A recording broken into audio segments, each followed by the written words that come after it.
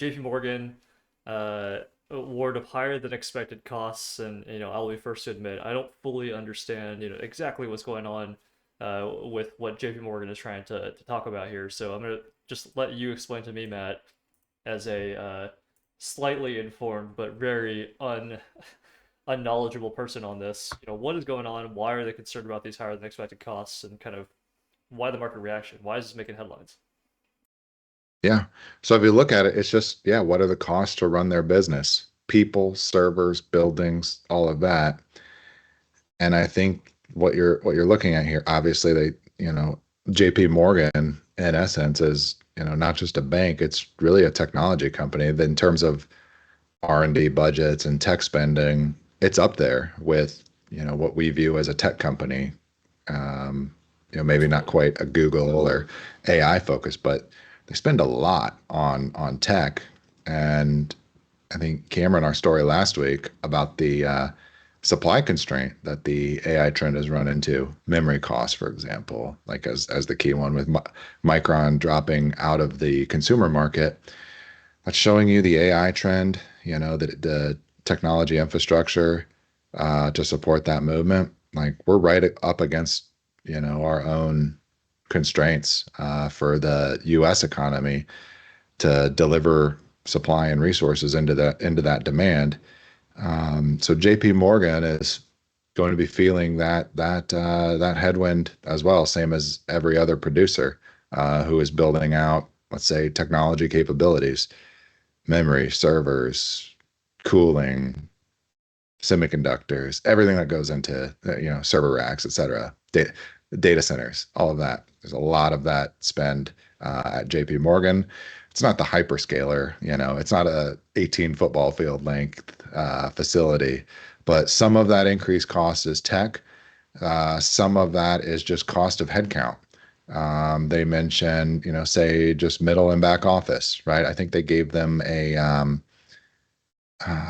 bonus. I can't remember the figures off the top of my head, but it's basically just a year-end bonus for all of its, tens of thousands. I don't know exactly how many employees, but if you think about your rainmakers, your deal makers, your just the MDs making massive paychecks, working out of the home office, pictured here, the JPM headquarters. That's a small share of the total workforce of JPN. There's a lot of people who just work at the local branch bank.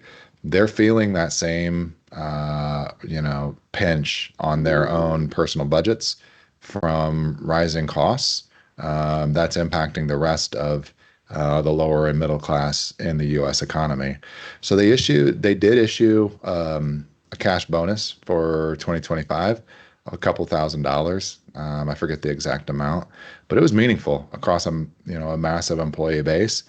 And if you look into this, guidance, it wasn't a detailed spreadsheet. I think they said, hey, we're expecting, I think it was like 105 billion in cost as opposed to 101 or something like that in terms of the uptick, something along those lines. And there wasn't too much more given beyond that. They just mentioned, three or four line Yeah. items, but didn't break out totals or forecasts or anything like that. It was basically those things I mentioned: headcount, staff related expenses, technology, all of that. You're just looking at higher costs, right, to run the bank. And this is where, in an inflationary environment or rising price levels, um, go back and read Warren Buffett's shareholder letters in the 70s. It is difficult for, business and enterprise to basically preserve value in an environment where their denominated unit of activity for transacting in an economy is debasing. It's a huge challenge. So this is your number one bank. This is your flag bearer. When they raise this concern, it's even more pressing for everybody involved in this industry on smaller scale, I would say. So Makes sense. that is what we're looking at. Yeah, this is just one Um, where the headline is what it says on the tin. So got it. yeah, exactly. And then one more quote from Jamie Dimon.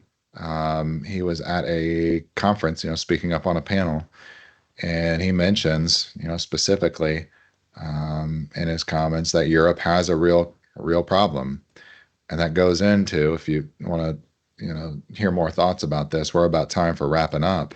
Um, but this relates to the geopolitical situation at hand. Um, we basically walked in.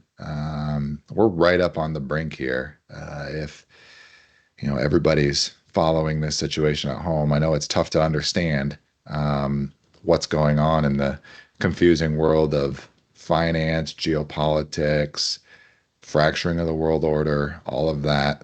Um, but Jamie Dimon, one of the most widely respected people in American, not just American finance, but just business in general, specifically says Europe is like a weak Europe is a risk for the United States.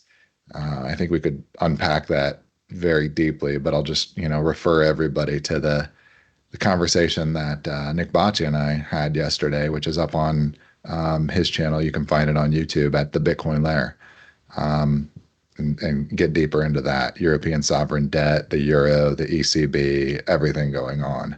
But yeah, those comments from Jamie Dimon, he said stuff like this before, but just given the moment, everything happening, it's really, it's turning on that bright Klieg light and putting the focus like right on the topic.